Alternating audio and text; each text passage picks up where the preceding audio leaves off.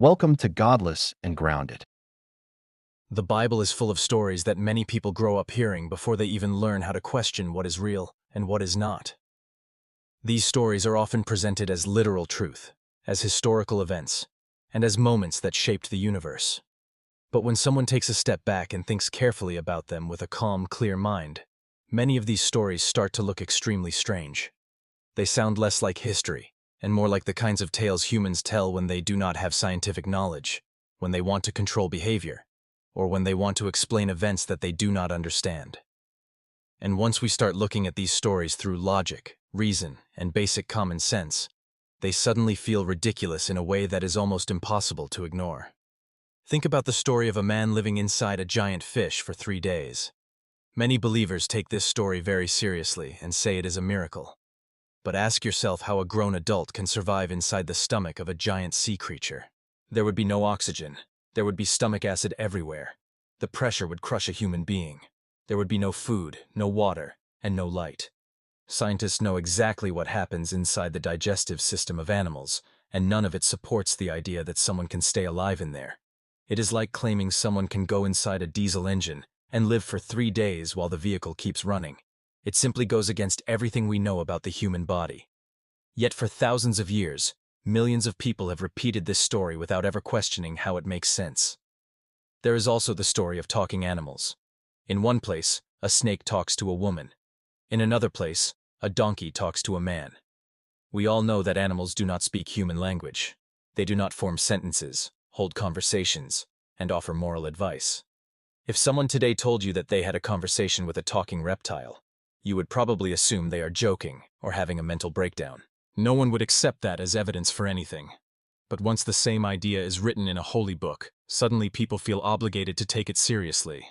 Imagine reading a children's cartoon story where a snake convinces a woman to eat a magical fruit, and then the entire human race is punished forever because of that moment. You would laugh.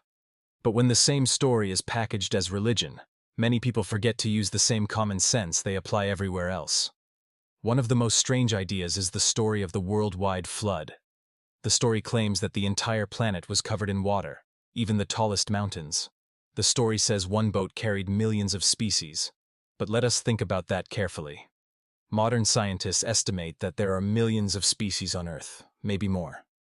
Each species has its own habitat and food needs. Some live in icy climates, some live in deserts, some need salt water, some need fresh water, some need tropical heat, some need extreme cold.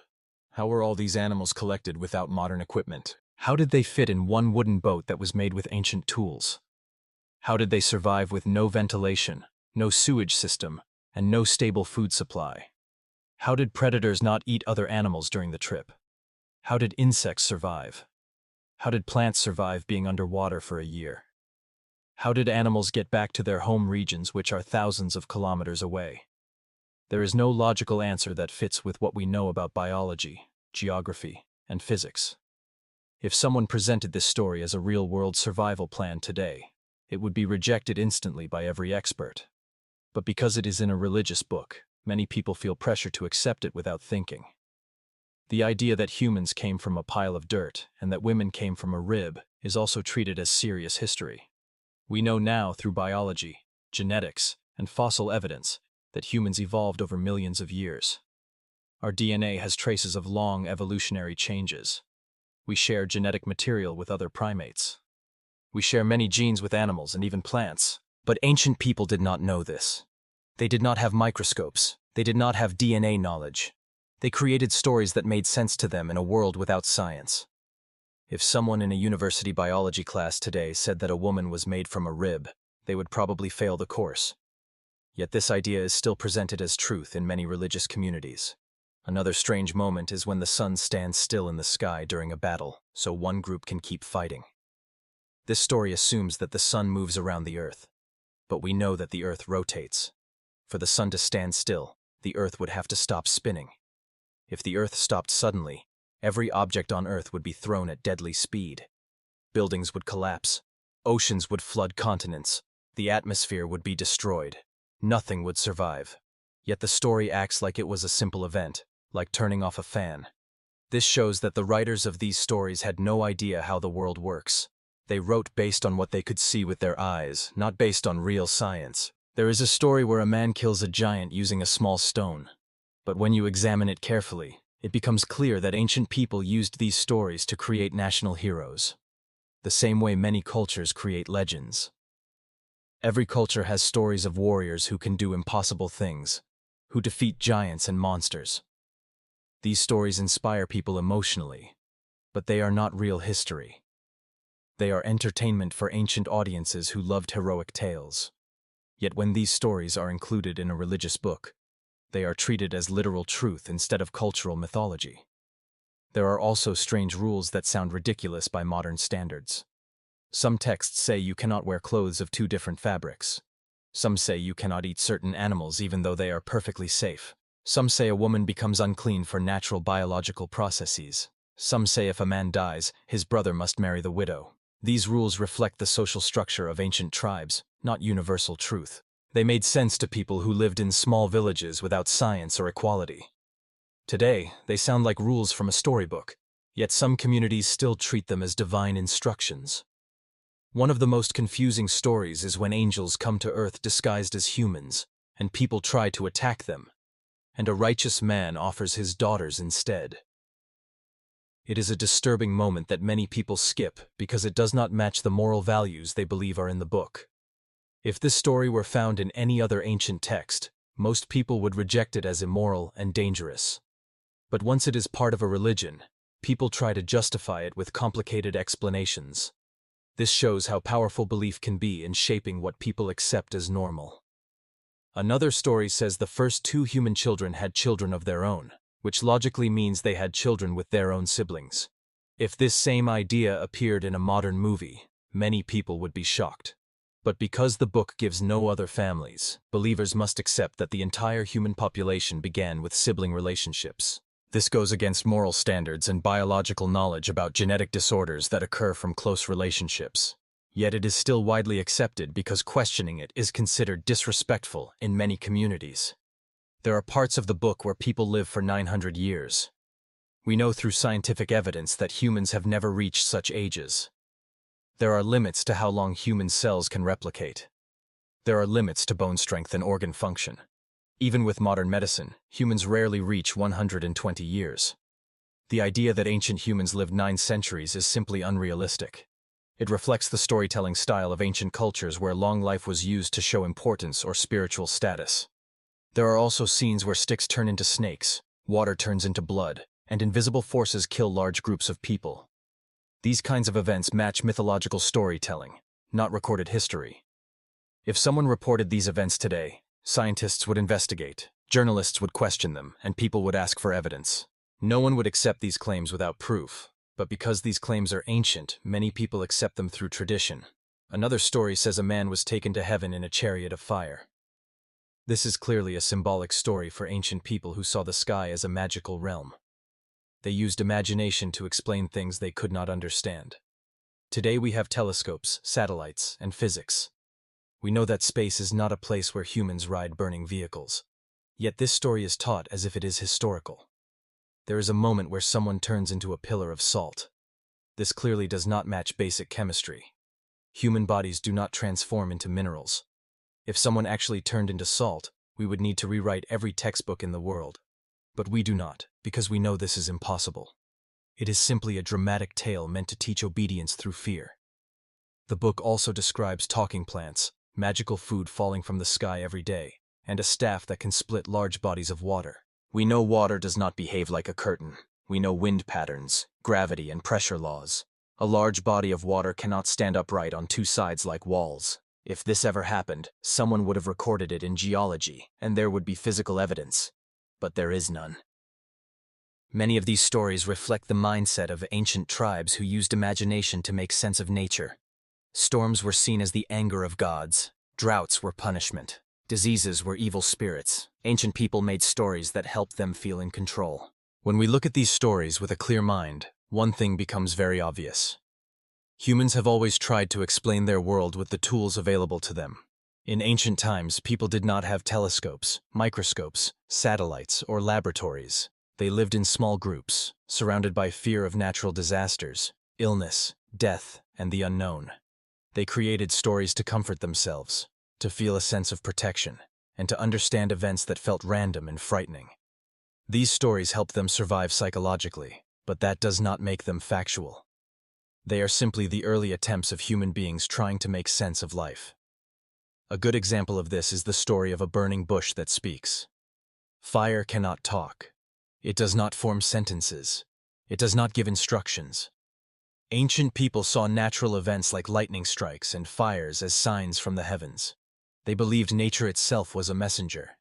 Today we understand that fire is a chemical reaction. But to people living thousands of years ago, a strange fire might have looked magical. So they wrote a story about it. If a person living today said that a burning plant spoke to them, people would call emergency services for a mental health check. Yet because this idea is written in a holy book, many accept it without question. Another very unusual moment is when people build a tower to reach the sky, and then a divine force becomes worried and confuses their language. Ancient people did not understand how languages form. Today we know languages change slowly due to migration, cultural exchange, and evolution of speech.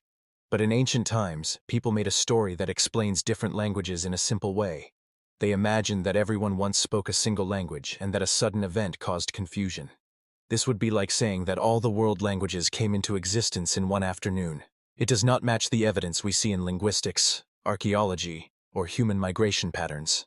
Languages evolve like living creatures, not like sudden magic events. There is also the strange claim that someone can walk on water. Water does not support human weight unless it is frozen, and the story is not set in winter. Human bodies sink because they are more dense than water. Anyone who has ever tried to walk on a swimming pool knows that this cannot happen. People have tried to recreate this moment, and it always fails unless there is a hidden platform under the water. This story looks more like a dramatic tale meant to impress followers, not an actual physical event. Another story describes bread falling from the sky every day like magic food delivery. We understand food production now.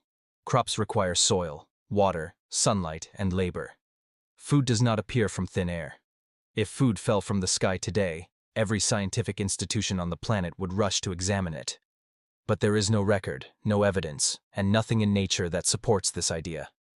This is simply an ancient narrative meant to show divine care. There are also strange punishments that look like something from a mythological drama. For example, the idea that a sea creature can swallow a person and spit them out alive.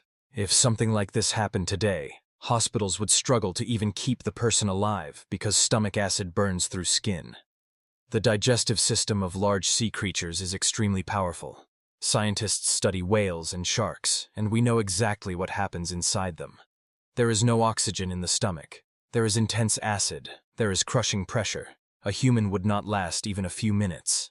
Yet the story treats this moment as if it is a normal miracle that must be accepted without question. Another part of the book describes a talking serpent convincing the first humans to eat fruit from a magical tree. Trees do not contain magic. Fruits do not give humans secret knowledge. Snakes do not speak human language. But in ancient times, people used snakes in stories because snakes symbolized fear, temptation, and danger. Many cultures use the same symbol. When we remove the religious pressure to accept this as literal history, it becomes obvious that this story looks like a symbolic folktale about human curiosity, not a real event. One of the most disturbing stories involves a man willing to sacrifice his own child because he heard a voice telling him to do it. If a parent today claimed that a voice told them to kill their child, they would be arrested immediately and placed in a psychiatric institution. Society understands that hearing voices that command violence is a mental health emergency, yet this story is presented as a test of loyalty. This shows how ancient cultures viewed obedience. They valued loyalty to authority more than moral reasoning. Today, most people would recognize that such an act is terrifying, not noble. There are many stories where thousands of people die because they disobeyed a single rule. These stories usually involve natural disasters, plagues, or sudden death caused by invisible forces. Ancient people did not understand diseases. They did not know about bacteria, viruses, or contamination. They believed illness was divine punishment. If many people died suddenly, they assumed a god caused it. Today we know diseases spread through natural causes, not moral behavior, but ancient writers explained everything through divine action. There are also strange laws in the book that tell people how to treat slaves, how to sell children, and how to punish people for small actions. In modern society, Slavery is seen as a crime. Selling children is seen as abuse. But in ancient times, these actions were common. The Bible reflects the culture of that time, not universal truth. These stories show how deeply ancient values shape the worldview of the authors. There is even a story where the earth is described as flat with pillars holding it up. This is exactly how ancient people viewed the world. They looked at the horizon and assumed the earth was flat. They felt earthquakes and imagined the earth sitting on large pillars. But we know that the earth is a sphere. We know it spins. We know it orbits the sun.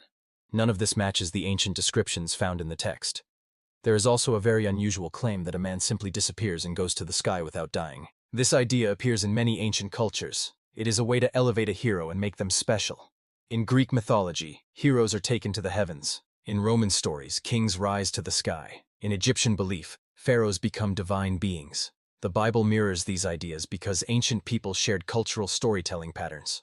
Another strange story tells about a river turning into blood.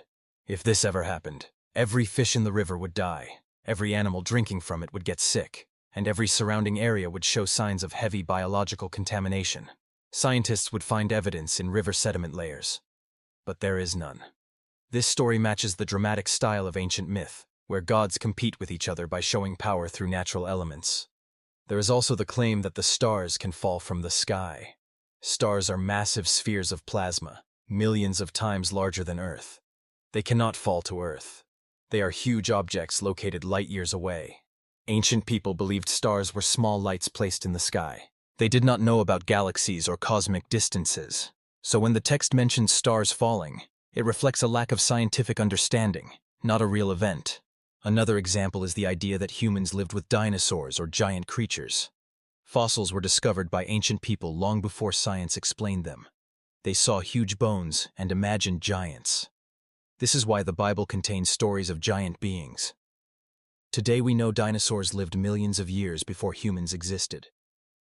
Fossil dating, geological layers, and evolutionary science all confirm this.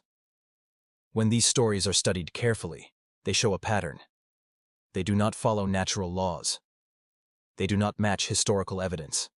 They do not reflect how the world works. They reflect imagination, fear, hope, and the limited knowledge of ancient people. They are part of human cultural evolution, but they are not factual descriptions of reality. Many people who grew up with these stories never questioned them, because they were told that questioning is dangerous. But curiosity is natural. Asking for evidence is natural. Using logic is natural. Once someone looks at these stories the same way they look at other myths, everything begins to make sense. These stories are simply the early attempts of humans trying to understand life. They are interesting, but they are not reliable sources of truth. A modern person can still find meaning in these stories as literature, as cultural history, or as symbolic lessons. But treating them as literal truth creates confusion and conflict. It forces people to deny basic science. It forces people to accept impossible events. When we compare the stories in this ancient book with modern knowledge, we see that the book is a reflection of its time. Its stories show human imagination, not divine authorship. They show how early humans struggled with fear and uncertainty. They show how storytelling shaped entire civilizations. We now understand evolution, geology, astronomy, physics, and medicine. We no longer need magical explanations for natural events. We can appreciate the creativity of ancient cultures without believing their stories are literal truth. When people finally let go of the pressure to accept everything as fact, they can see the stories for what they really are. They are myths, legends, symbolic narratives, and cultural memories. They are fascinating, but they are not evidence for supernatural events. They belong to the ancient world, not the scientific world we live in today.